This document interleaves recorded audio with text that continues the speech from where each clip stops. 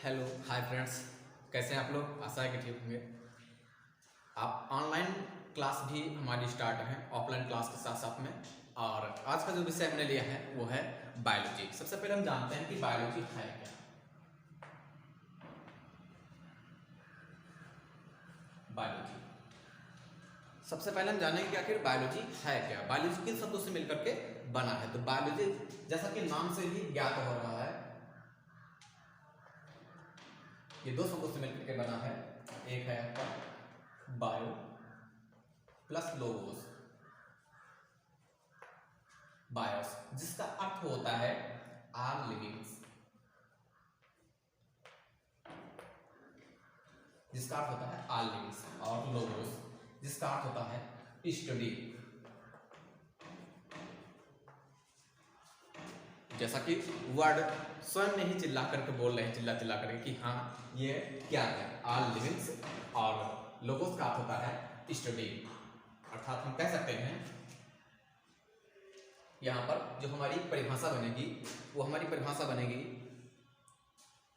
Study of all livings called biology. Biology यहां पर अगर हम बात करें कि बायोलॉजी शब्द जो था वो किसने दिया, यहां बायोलॉजी जो शब्द था,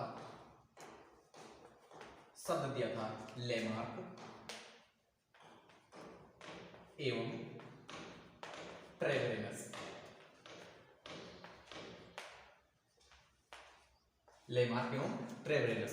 लेकिन यहीं पर अगर हम बात करें कि जो बायोलॉजी के जनक हैं, यहाँ पर यदि हम बात करें कि जो इसके फादर हैं, जो बायोलॉजी के जनक हैं, तो बायोलॉजी के जो जनक हैं हम यहाँ पर लिखेंगे father of biology, father of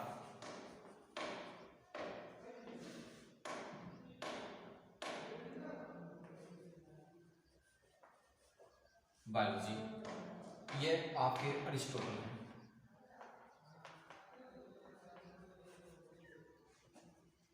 Aristotle अर्थात यहां पर हम लिखेंगे जीव विज्ञान के जनक अरस्तु।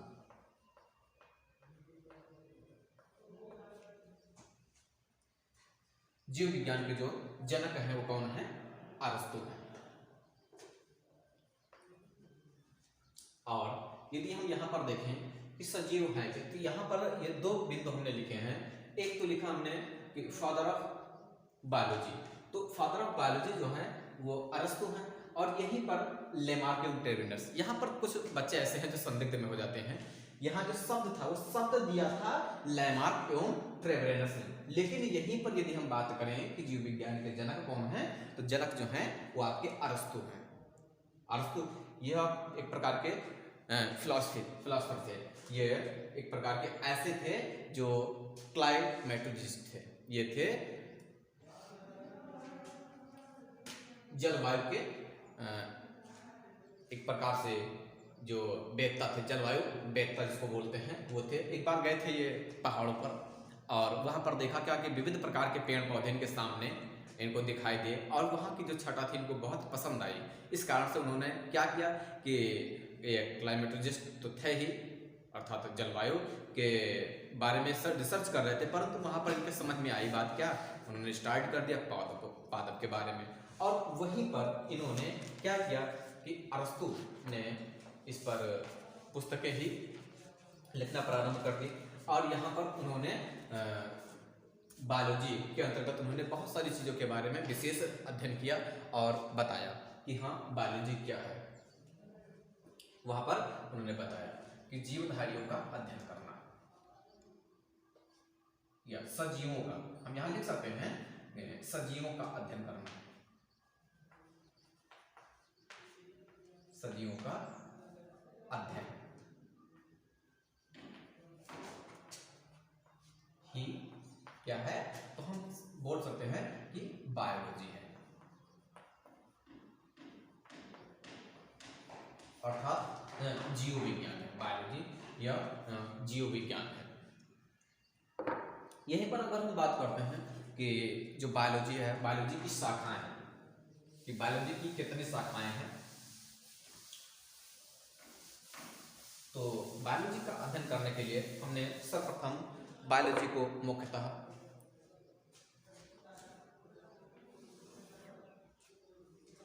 तीन शाखा में विभक्त किए। नंबर एक तो आपका आता है जूलॉजी, और दूसरा जो आपका आता है जूलॉजी, जिसका हम बोलते हैं क्या, जंतु विज्ञान, और दूसरा जो बिंदु है वो आपका आता है वनस्पति विज्ञान। दूसरा जो आता है वो आपका क्या आता है, बॉटनी, वनस्पति विज्ञान।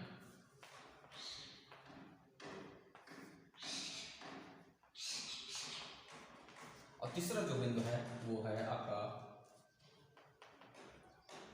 माइक्रो बायोलॉजी, अर्थात सूक्ष्म जंतु विज्ञान। यहीं पर अगर हम बात करते हैं कि जंतु विज्ञान के पिता कौन है, तो यहाँ पर जंतु विज्ञान के जो पिता हैं वो अरस्तु हैं, और वनस्पति विज्ञान के भी हम बात करें तो वनस्पति विज्ञान के जो पिता हैं वो थियोफ्रेस्टस है। कौन है, थियोफ्रेस्टस है। लेकिन यहीं पर अगर हम बात करते हैं कि सूक्ष्म जंतु विज्ञान के जो पिता हैं वो कौन है, तो ल्यूवेनहॉक को माना जाता है। क्यों माना जाता है, इसके पीछे एक रीजन है। रीजन है क्योंकि इन्होंने लिविंग सेल की खोज की थी। लिविंग सेल कहने का अर्थ यह है कि यह जीवित कोशिका की खोज की थी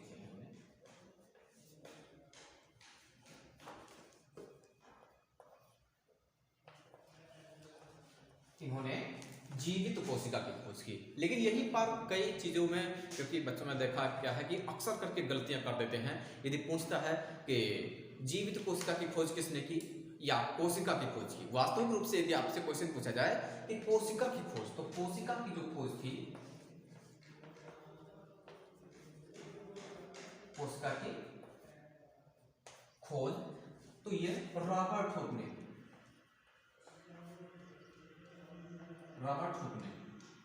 कब की, तो ये सन 1665 ईस्वी में की। इन्होंने सन 1665 ईस्वी में कोशिका की खोज की। अगर आपसे क्वेश्चन पूछा जाता है कि कोशिका की खोज किसने की, तो हम रॉबर्ट हुक को सिलेक्ट करते हैं। लेकिन वहीं पर अगर आपसे कोई क्वेश्चन पूछता है कि आखिर जीवित कोशिका की खोज किसने की, तो यहां पर हमारे दूसरे हो जाएंगे ल्यूवेनहॉक।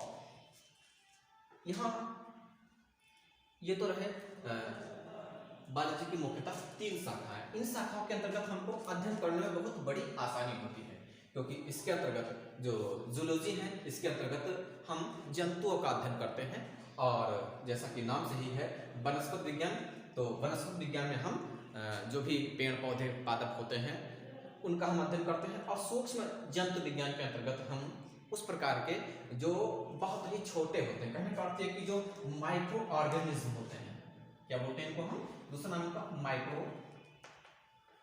ऑर्गेनिज्म।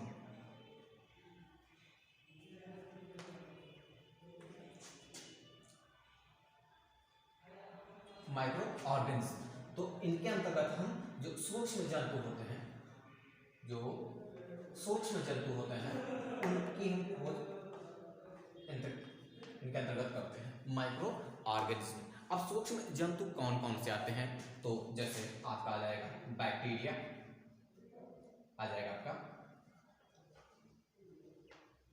बैक्टीरिया, और दूसरा जो आपका आता है, एक तो आपका बैक्टीरिया हो गया, और दूसरा बिंदु वायरस वायरस होता है। बैक्टीरिया, तो बैक्टीरिया जिसको हम हिंदी में बोलते क्या है, जीवाणु, और ये क्या है, तो ये वायरस है। क्या बोलते हैं इनको हम, वायरस बोलते हैं। तो वायरस, यहां पर अगर हम बात कर रहे हैं जीवाणु, तो जीवाणुओं के बारे में यदि देखा जाए तो लिविंग सेल किसने खोजा था, तो लिविंग सेल जो थी वो आपके लीवेनहॉक ने, ये इनका श्रेय जाता है लीवेनहॉक को, इन्होंने जीवित सेल के बारे में खोजा था। और यदि हम बात करें कि कोशिका की खोज किसने की, तो वहां पर हम बताते हैं रॉबर्ट हुक को बताते हैं। यहीं पर यदि हम बात कर रहे हैं कि बैक्टीरिया, जीवाणु जिसको बोलते हैं, और वायरस, ये वायरस क्या होते हैं और जीवाणु क्या होते हैं, आखिर ये कैसे बने होते हैं, ये हम अगले वीडियो में मिलते हैं। तब तक के लिए बस आज का जो ये है